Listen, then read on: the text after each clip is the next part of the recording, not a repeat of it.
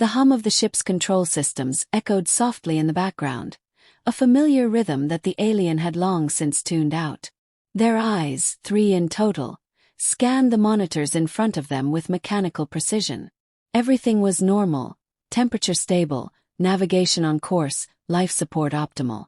Then, a sharp beep shattered the monotony. A flashing red alert appeared on the central console. Organic containment breach detected. The alien's claws hovered above the controls, momentarily still. It was an error, surely. Had to be. Organic containment was only used for biological samples. Plants, microbes, non-sentient fauna. The ship wasn't carrying anything like that on this trip. They tapped the console, bringing up the containment feed. Static flickered on the screen before resolving into a live feed from the containment cell. The alien froze. Their breath caught in their chest cavity, sharp and sudden, like taking in air for the first time. Inside the cell were 3 small creatures. No, not just any creatures. Humans. Children. They sat on the cold metal floor, backs against the wall. One child, a smaller one with wild hair and tear-streaked cheeks, sniffled quietly, wiping at their face with their sleeve. Another child, older, with sharper eyes and a watchful gaze, had one arm around the smaller one's shoulders, rocking them slightly. The third sat apart from the other 2, head bowed, silent. Impossible, the alien muttered aloud, their native tongue clicking and reverberating off the metal walls. Their claws tapped frantically at the console, pulling up every entry log, every manifest, every security record for the past 72 cycles. No mention of humans. No record of containment being opened. Nothing. Their mind reeled. Humans weren't just dangerous. They were untouchable. The Galactic Concord strictly forbade any interaction with them, let alone capturing them. And children. By the stars, children were even more volatile. Less reasoning, more unpredictability. Their hearts thudded in their chest, the rhythm disjointed. No one had reported humans on board. No orders had been issued for collection. No crew member would dare. They froze, a sick realization dawning. No crew member would dare. Unless one of them had gone rogue. Their eyes flicked back to the screen. The older child was now looking directly at the camera. Their gaze was steady, unblinking, aware. They knew they were being watched. For a moment, neither of them moved. The alien felt the weight of that gaze as if it were a physical force pressing down on them. Too steady for a child. The alien's claws curled into fists. How did they get here? Their mind buzzed with possibilities. None of them were good. They scanned the crew roster on the console, fingers moving with the speed of panic. For crew members aboard, not counting themselves. Could one of them have done this? Why? What possible reason could justify bringing humans on board? Not just humans, children. The memory of the Galactic Concord's warnings echoed in their mind. Humans are to be avoided. Contact is to be reported immediately. Do not underestimate them. Do not assume predictability. Their throat clicked with unease. 3 of them. 3 unpredictable variables, loose on a ship with only 5 crew members total. Their gaze snapped back to the containment feed. The oldest child was still staring at the camera. The younger child next to them had stopped crying. And the third child, the one who had been sitting apart, silent, head bowed, was now gone. Their eyes darted to every corner of the cell, scanning for movement, for a shadow, for anything that would explain where the child had gone. But there was nothing. No sign of them. No exit. No motion. Panic surged in their chest. Their claws slammed against the intercom. Containment override. Full lockdown. Seal all internal hatches. Their voice cracked with urgency. The cold, mechanical voice of the ship's AI responded. Acknowledged. Containment lockdown in progress. Their gaze darted between the cell's live feed and the corridor cameras. Their claws trembled as they scrolled through them one by one. The child wasn't on any of them. Where did you go? They hissed to no one. Their voice was tight with a mixture of fear and disbelief. Where did you go? Another sharp alert buzzed from the console. Unauthorized movement detected. Deck 3 service corridor. Their eyes widened in horror. They're out. They leaned forward, scanning the corridor feed. Flickered, distorted, then came into focus. The feed showed a small figure moving quietly along the wall, sticking to the shadows. Small, fast, deliberate. The third child. They weren't running in panic. They were moving with intent. The alien's throat clicked again. Their whole body felt colder than the ship's metal floors. They had seen this before, seen it in battle footage from the human Mylar skirmishes. It wasn't how soldiers moved when fleeing. It was how predators stalked prey. Their fingers hovered over the intercom, unsure of who to call. They should alert the crew. They should alert the Concorde. They should. The console screen suddenly flickered and went black. A single line of white text appeared in the center of the screen. "We see you too." Their breath hitched. They stumbled backward, heart racing with such force that their chest plates ached. "No," they whispered, eyes darting to every corner of the room as if the children were somehow already inside with them. Their claws fumbled for the emergency override switch. They needed to alert someone. Anyone. The Galactic Concorde. The crew. Even the traitor, whoever they were, would be better than this. The console rebooted on its own. The familiar hum returned, the lights flickering to full brightness. No sign of the text. No sign of a breach. The containment feed now showed all three children sitting exactly where they had been before. The quiet one was back, head still bowed. The older child leaned in close, speaking softly to the other two. Nothing had changed. Except it had. The alien's breath came in shallow gasps, their mind unraveling with 1,000 questions. How did they get out? How did they hack the console? No, it wasn't possible. It shouldn't be possible. They're children. Capturaste niños humanos, they muttered aloud, voice filled with disbelief and horror. Their eyes darted from screen to screen, expecting the text to return, expecting a face to appear, expecting anything at all. Their throat clicked again, a sound of fear. "Estás loco," they muttered to no one, claws tightening into trembling fists. They turned away from the console, gaze darting toward the sealed containment door at the end of the hall. Behind it, the children sat, still, quiet, watching. The ship's hum had never sounded so loud. The silence felt heavier now. Not the calm, quiet stillness of a ship in normal operation, but a suffocating, watchful quiet. The kind that made every hum of the engine seem too loud, every flicker of a light too sharp. The alien's eyes remained locked on the containment feed, scanning every twitch, every glance the children made. It wasn't normal. Children didn't act like this.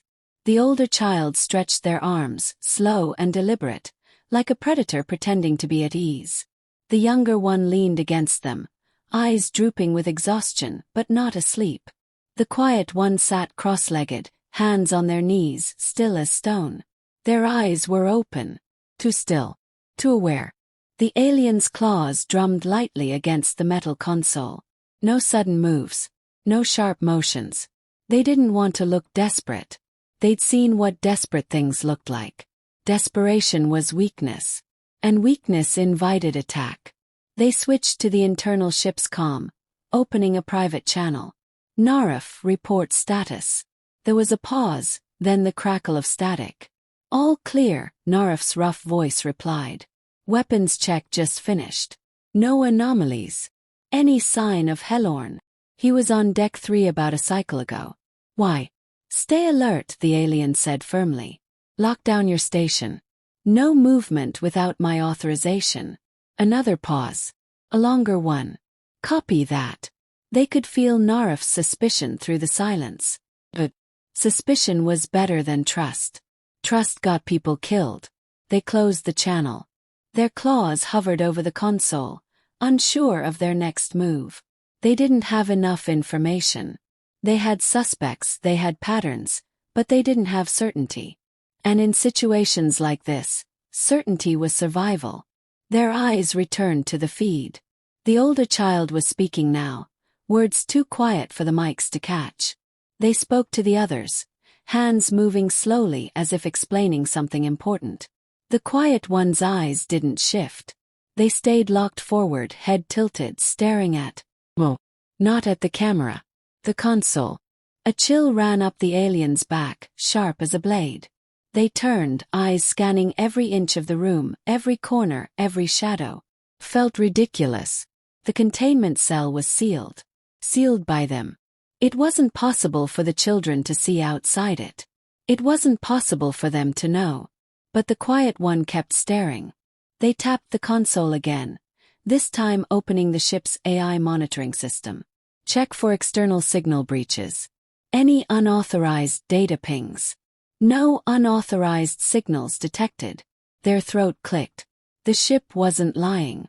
No data breach, no transmissions. But that didn't explain how they knew. It didn't explain how the child, the quiet one, kept looking at the exact spot where the alien now stood. Their eyes darted to the message logs. Maybe Helorn had been messaging someone. Coordinating. They accessed his file, scanning for encrypted notes or flagged correspondence. But it was clean. Too clean. No messages to the outside. No secret notes. No outgoing transmissions. Except one. It wasn't a message. It wasn't even labeled as a message.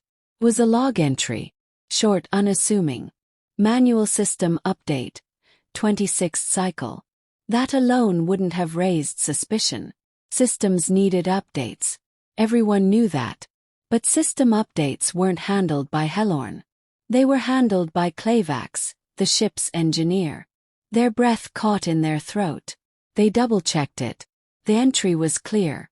The update had been flagged as a routine stability patch, authorized by Helorn.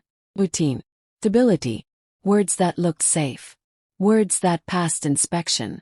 Words that wouldn't trigger an alert. But they knew better. Updates weren't Helorn's job. Their claws tapped faster, running a diagnostic on the ship's system integrity. They scanned every line, every patch, every file that had been changed in that routine update. Most of it was normal. Calibration files. Sensor arrays. Harmless. But then they found it. Backdoor. Small, precise, hidden under a subroutine that regulated environmental pressure. A line of code that didn't belong. Their eyes narrowed. Helorn had slipped in a bypass, a way to control certain ship functions without needing authorization. Not just any functions, though. The bypass had been attached to containment protocols. Clever Helorn, they muttered, voice tight with fury. Their claws twitched, resisting the urge to crush the console. Too clever. The containment feed caught their eye again. The older child stopped talking. Their head slowly tilted upward, gaze locking onto the camera. Whoa. Not the camera. The alien's heart thudded painfully in their chest. The child wasn't looking at the camera. They were looking at them. Impossible, they hissed, stepping back from the console. Their eyes darted to the containment logs. The system claimed the cell was sealed. Claimed the children were contained. But the system had been tampered with. Helorn's backdoor. They pressed the emergency override, locking every hatch, every door on the containment level. Metal seals slammed into place with a hiss of pressure. It was overkill, but overkill was better than underestimating humans. They didn't care if the crew questioned it. They didn't care if it burned through power reserves. Lock them in. Lock everything down. Another calm ping. Helorn. They didn't answer. Their claws hovered over the button, teeth clenched so tight their jaw ached. Another ping. Then another. Then another. Ping. Ping. Ping. Faster now.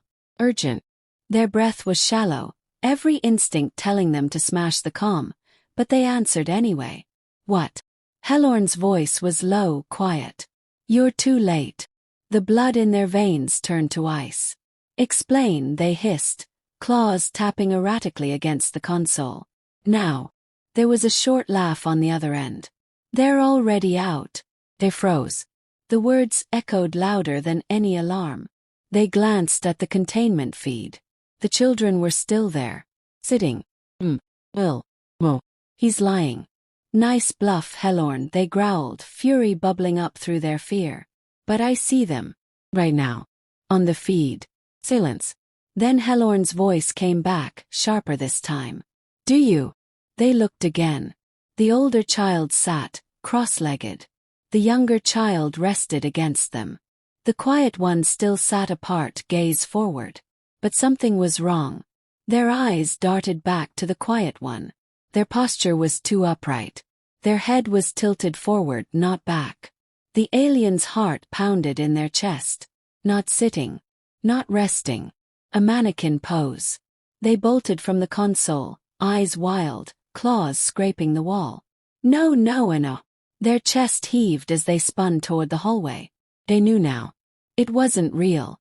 The containment feed wasn't real. The image wasn't real. The feed flickered once. Just once. The quiet child's face shifted. For a second, just a second, they smiled. The screen went dark. Every light in the ship dimmed, flickering once, twice. Then everything went red. Emergency lights bathed the hallway in crimson. Every alarm blared at once. Every system flashed, containment breach. All decks. They spun, eyes wide, chest heaving, vision blurry with panic. Their comm buzzed with an incoming message. Not Hellorn this time. Not Clavax. Not Narif. It was from unknown. Their claws hovered over the accept button, every instinct telling them not to press it. But they did. There was no voice on the other end. No sound at all. Just a single quiet breath. Then, slowly, steadily, a child's voice whispered. We see you.